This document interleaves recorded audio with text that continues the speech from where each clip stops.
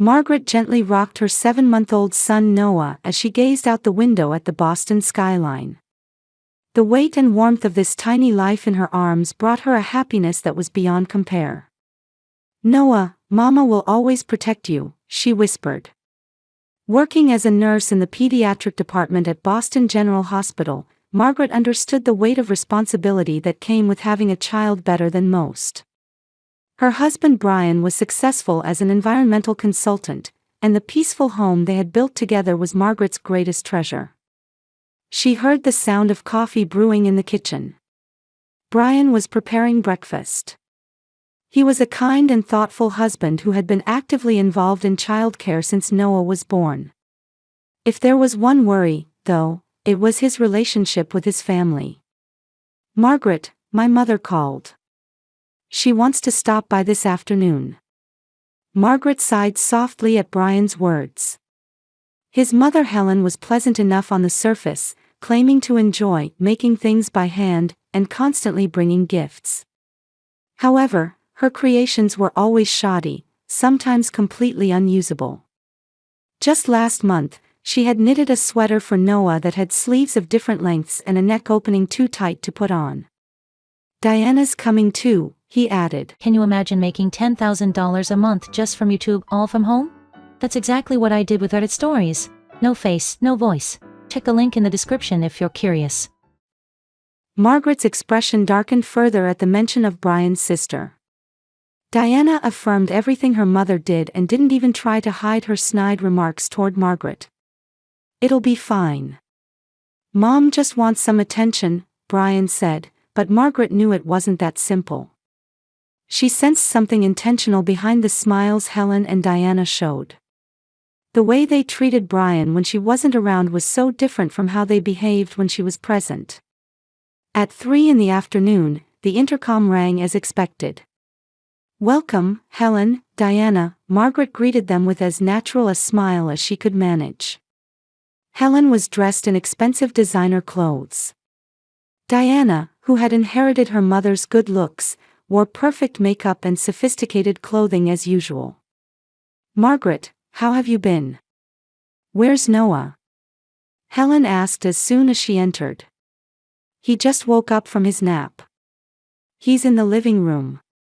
When they entered the living room, Helen's face lit up at the sight of Noah in Brian's arms. "Oh, my precious grandson. It's Grandma." Helen took Noah in her arms, acting as if he were her own child. Then she pulled a package from her large bag and handed it to Margaret with a proud expression. "It's a special baby blanket. I worked really hard on it. It's my hobby. I'm sure you'll like it." Margaret thanked her and opened the package. At first glance, it looked like an ordinary pastel blue blanket, but the texture was strange, with areas that felt oddly stiff, like soap residue. "It's a bit tacky, but it suits you perfectly," Diana said with a meaningful smile. In that moment, Margaret felt an indescribable unease about the glance exchanged between the sisters. However, to keep peace in the family, she expressed her gratitude. "Thank you, Helen. I'll cherish it." "Please do. It's a very special blanket." There seemed to be something hidden in Helen's words. Margaret picked up the blanket again and examined it closely.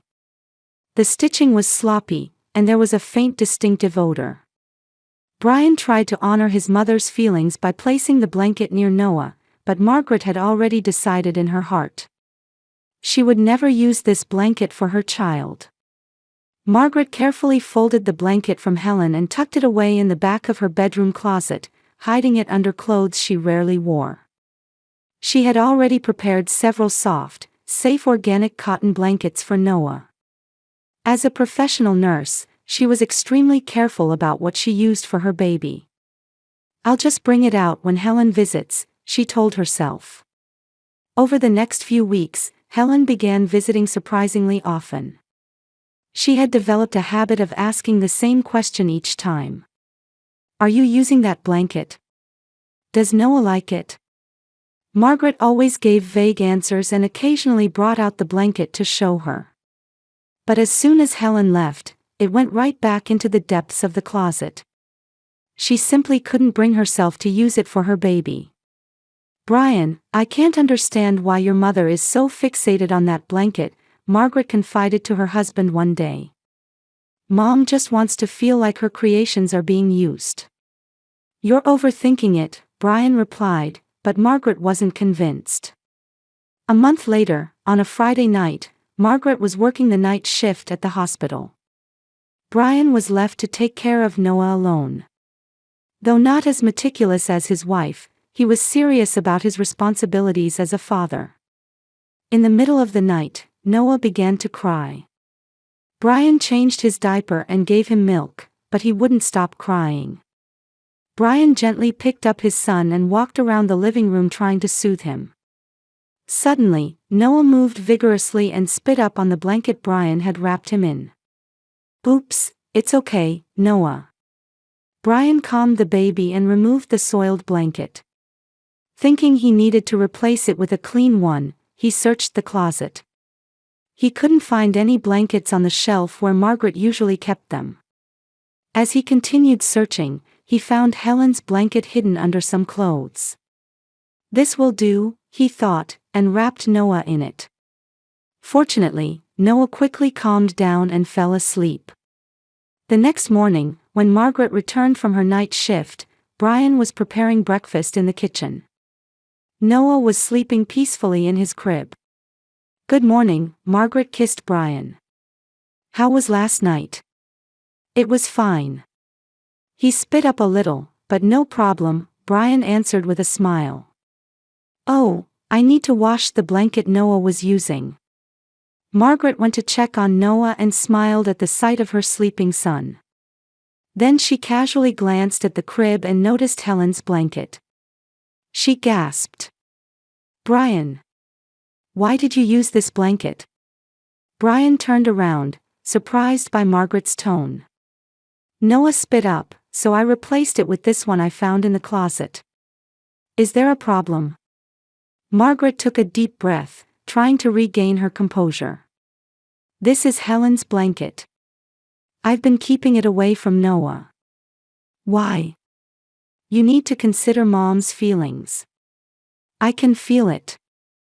There's something wrong with this blanket." Brian scratched his head. "You're overreacting. It looks normal enough. Anyway, I'll wash it." Margaret tried to stop him, but Brian had already taken the blanket to the laundry room. She was tired, so she decided to lie down for a while. Noah was sleeping safely, and washing the blanket shouldn't be a problem, she thought. Several hours later, Margaret was awakened by a shout. "Margaret! Look at this." Brian's voice contained obvious distress. Margaret rushed to the living room where Brian stood trembling, holding the blanket spread out in his hands. Margaret froze when she saw the blanket. The blanket, discolored by water and heat, clearly revealed a hospital logo and symbols. The words, "Biohazard Processed," in red and medical waste identification codes were clearly visible. This blanket was medical waste. It could contain hazardous substances, Margaret instantly understood with her nurse's knowledge. "What?" Brian looked at his wife with disbelief. "What do you mean? Did Mom deliberately?" Margaret quickly grabbed her cell phone and contacted her friend, a pediatrician. Although Noah had only been in direct contact with the blanket for a short time, tests were necessary just in case. "I need to take Noah to the hospital right away," Margaret said, her voice trembling. "You call Helen and ask her to explain what this is." Brian shook his head as he stared at the blanket. "I can't believe it. Mom doing something like this." Margaret picked up Noah, trying to stay as calm as possible. But inside her, flames of anger were rising. The pediatric outpatient department at Boston General Hospital was busy even on a Saturday afternoon. Margaret was embarrassed to face her colleagues, but she put her son's health first. Her friend, Dr. Carroll, immediately escorted Noah to an examination room after hearing the situation. "It's going to be all right, Margaret. We'll run tests right away," Carol said, maintaining both her professional coolness and the warmth of a friend. Margaret had dealt with many emergencies as a nurse, but when it was her own child in danger, it was difficult to maintain professional composure. She tried to hide her trembling hands as she watched Noah laughing on the examination table. "It's good the contact time was short," Carol said as she looked at the test results. "There are no symptoms at this point. We've done blood tests as a precaution, but the results won't be back until tomorrow. We need to know more about the materials and processing of that blanket." Margaret sighed with relief. "Thank you, Carol. I'm so sorry about this on a Saturday." "What are you saying?" "This is a serious matter," Carol frowned. "Where did that blanket come from?" "A gift from my mother-in-law." "You're kidding." Carol's eyes widened. "She deliberately gave you something like this?" At that moment, Margaret's phone rang. It was Brian. "Margaret, I called Mom." Brian's voice was shaking with anger and confusion. "I can't believe it. She says, it was just a joke. Don't be so angry." "I don't understand what kind of joke this is supposed to be." Margaret closed her eyes and took a deep breath. "Noah seems okay for now. We're waiting for the blood test results." "Brian, this isn't just meanness. It could be a legal issue." "I know," determination was evident in Brian's voice. "I'm heading to Mom's house now. I'll talk to her directly." After hanging up, Margaret explained the situation to Carol, who immediately took action. "Margaret, we need to submit that blanket to the hospital's safety management department. Misappropriation of medical waste is a serious issue." Margaret nodded. "I want to investigate too. Helen used to work as a nursing assistant at a different hospital." With Carol's help, Margaret submitted the blanket in a sample bag to the hospital's safety management department. Then, she accessed the hospital database and began researching the medical waste identification codes. Her colleague Jessica came over to help. "This code is from Maine General Medical Center," Jessica said. "It's a disposal label from about 2 years ago. You might get more detailed information if you contact that hospital." Margaret remembered that her mother-in-law had once worked at Maine General Medical Center. The puzzle pieces were starting to fit together. Meanwhile, Brian had parked in front of Helen's house. Diana's car was there too. He knocked on the door, trying to control his anger. "Brian. What's going on? Why such a fuss?" Helen opened the door, pretending as if she knew nothing. "Stop pretending, Mom," Brian said, his voice shaking. "That blanket, when we washed it, medical waste markings appeared. Why would you give something like that to a baby?" "Well, come in. The neighbors will hear you." Helen ushered her son inside. In the living room, Diana was sitting on the sofa polishing her nails. She gave Brian a small smile when she saw him. "You're overreacting. It's just a blanket." "Just a blanket?" Brian looked incredulous. "It might contain hazardous substances. Noah is at the hospital being tested right now. If it's so dangerous, the hospital should manage it better," Helen coldly retorted. "Besides, your wife always acts like the expert. I just wanted to give her a bit of trouble." "That's right," Diana joined in. It was annoying how Margaret always says, "as a nurse." We were betting whether she'd notice. Brian was speechless. He couldn't believe what he was hearing from his mother and sister. "So you put a baby's health at risk? Your own grandson?" "You're overreacting," Helen waved her hand. "It was just a prank. It's not dangerous. Hospitals clean used items before disposal." But why would you do such a thing? Brian held his head. I worked as a nursing assistant for 20 years, Helen said proudly. I didn't like that Margaret didn't respect my experience. She's always talking about the latest childcare methods and ignoring my advice. And she doesn't use my handmade items, does she? I know she hid them in the closet. Hearing those words, Brian recalled childhood memories. His mother had always liked pranks. She regularly played small tricks on people she didn't like. He had always turned a blind eye. Mom, this isn't just a prank, he said sternly. Margaret has an obligation to report this to the hospital. It could become a legal issue. The color drained from Helen's face. What? Unauthorized removal of medical waste is a crime. Especially if it potentially contains hazardous materials. Wait a minute, Diana interrupted. Are you going to report your own mother? You're being manipulated by Margaret. Brian stared at his sister. This is about Noah's safety. You don't understand the gravity of what you've done. Margaret is now investigating where that blanket came from. Maine General Medical Center, right? Helen collapsed into a chair. I just wanted to. What? What did you want to do? Brian pressed. I wanted to get back at Margaret. Helen suddenly began crying. Because she thinks she's a better mother than me. Rejecting my parenting methods. So you put a baby at risk. Brian couldn't contain his anger.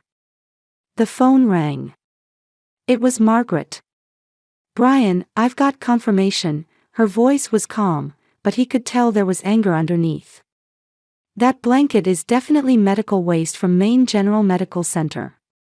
It might have belonged to an infectious disease patient. We're waiting for the blood test results, but the Safety Management Department is taking this situation very seriously. Brian looked at his mother. Helen covered her face with both hands, her shoulders shaking. I understand, he answered the phone. I'm coming home now. Let's figure out how to handle this together. After hanging up, Brian was silent for a long time. Finally, he said, Mom, I'm going to protect Margaret and my son. You'll have to take responsibility for your actions. He left his mother's house. In the car, he gripped the steering wheel tightly. He blamed himself for turning a blind eye to his mother's behavior all this time. He should have noticed sooner. Margaret's intuition had been right. The living room of Margaret and Brian's home was filled with unusual tension the following afternoon. Official hospital test documents lay on the table, and the two sat side by side on the sofa. Noah was being looked after by a friend in another room. Fortunately, the blood tests came back negative. Noah is safe, Margaret said quietly. But low concentrations of formaldehyde and traces of blood components were detected in the blanket. Regular follow-up will be necessary. Brian sighed deeply. What was Mom thinking? She wasn't thinking, Margaret said bitterly. She doesn't understand the seriousness of what she did. The doorbell rang, and Brian stood up. He welcomed attorney Jennifer Cohen. I'm sorry to meet you both under such difficult circumstances, Attorney Cohen said with a serious expression. Let me review the situation once more. While Margaret explained everything, Attorney Cohen took careful notes. When the story was finished, she reviewed the documents and then looked up. There are two separate issues involved here, she explained. One is a civil matter, the fact that your child was put at risk. The other is a criminal matter, the unauthorized removal of medical waste. Maine General Medical Center is taking this situation very seriously. What are our legal options? Margaret asked. The hospital has already begun a formal investigation. If there's evidence that Helen deliberately removed medical waste, there could be criminal charges. You, as victims, need to decide whether to press charges. Brian frowned. I don't want to put my mother in jail. I just want her to take responsibility. I understand, Attorney Cohen replied gently. Apart from legal options, think about what you want to achieve.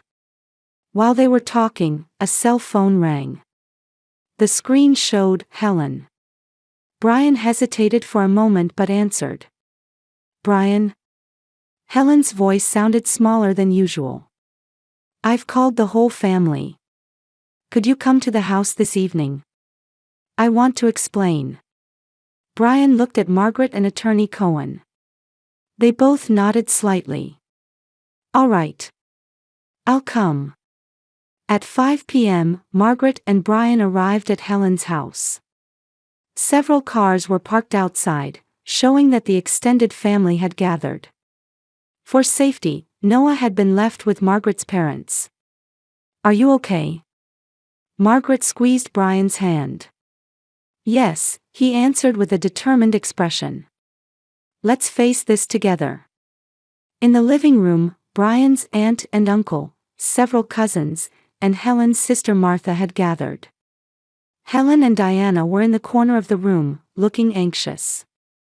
Thank you all for coming, Helen said in a weak voice. I wanted to explain what I did. She began explaining yesterday's events in her own way. However, her explanation distorted reality, making it sound as if a harmless prank had been misunderstood. Wait, Margaret stood up. We should present the facts accurately. With the coolness and clarity of a nurse, she explained everything that had happened. The nature of medical waste, the dangers it posed, and the potential effects on a baby. As she explained, she pulled the hospital test results from her pocket. This isn't just meanness. It's misappropriation of medical waste, and Noah's life could have been at risk. The room fell silent. Helen's sister Martha was the first to speak. Helen, is this true? Helen didn't answer and lowered her gaze. Diana stood up to protest, but Martha stopped her with a hand. Helen, this isn't the first time you've done something like this, Martha said slowly. Maybe it's time to tell the family. The atmosphere in the room changed. Brian looked at his mother's sister with curiosity. What do you mean? Martha took a deep breath.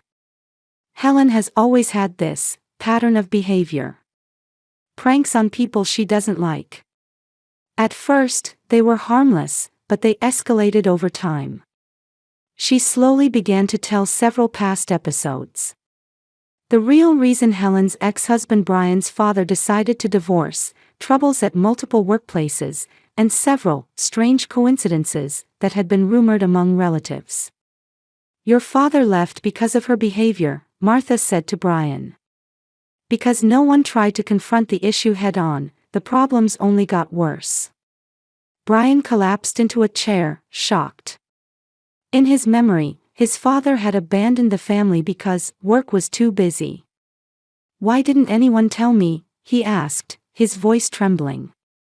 We were trying to protect Helen, Martha answered sadly. But now I think that was a mistake. Helen began to cry. I just wanted attention. Margaret addressed everyone in the room. This isn't a personal conflict. As a healthcare professional, I had an obligation to report this.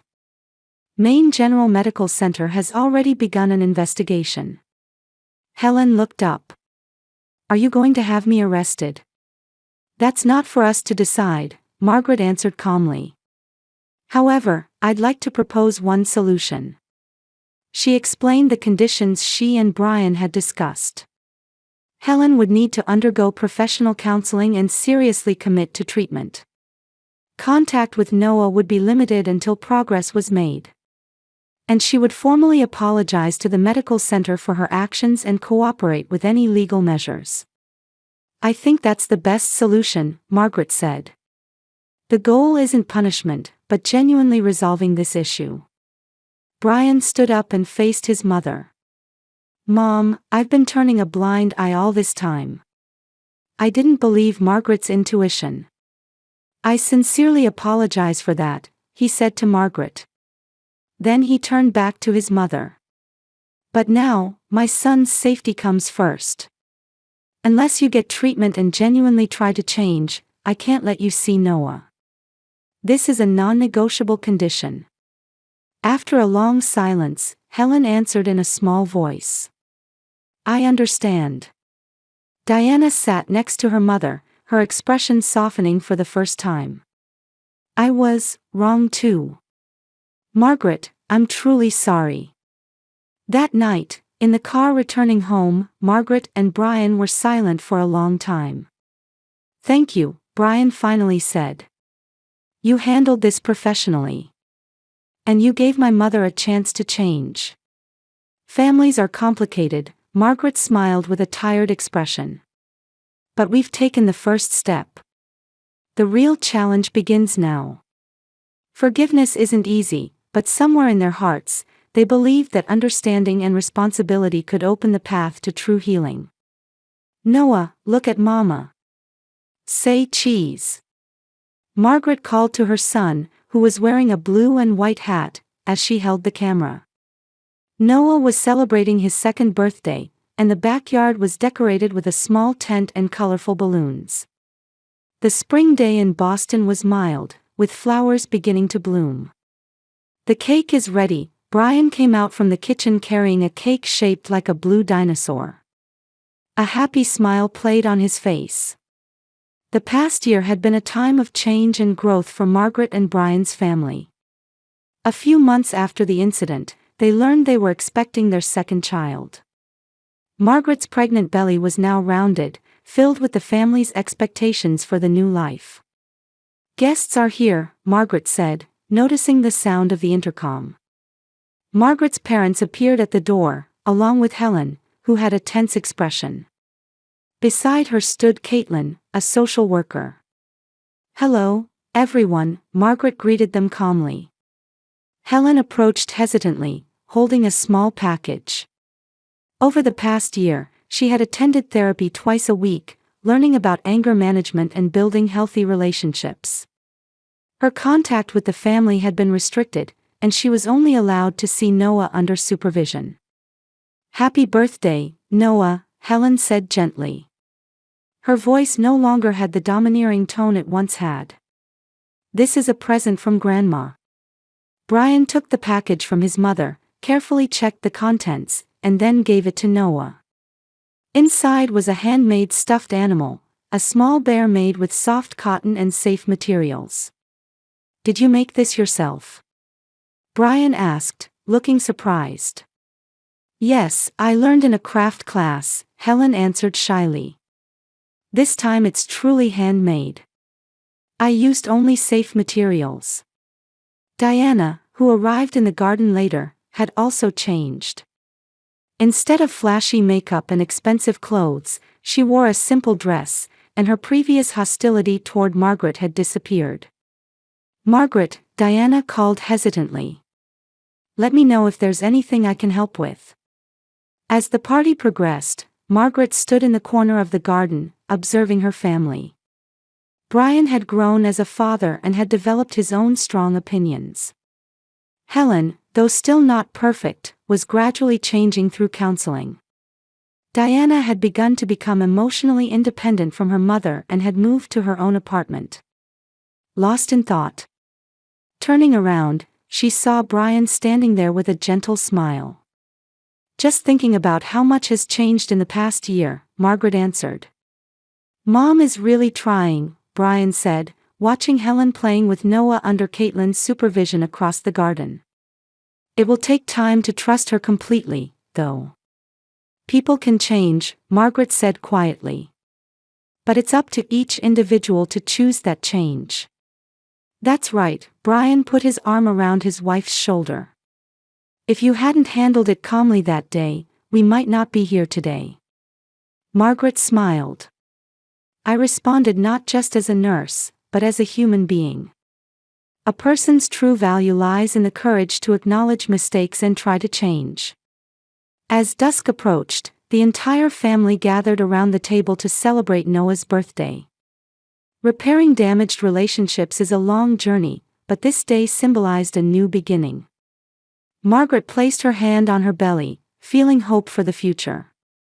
She knew that while family shapes aren't perfect, with understanding and forgiveness, new bonds can form. The blanket was still kept in the hospital's safety management department, but ironically, the changes it brought had woven new threads into their lives.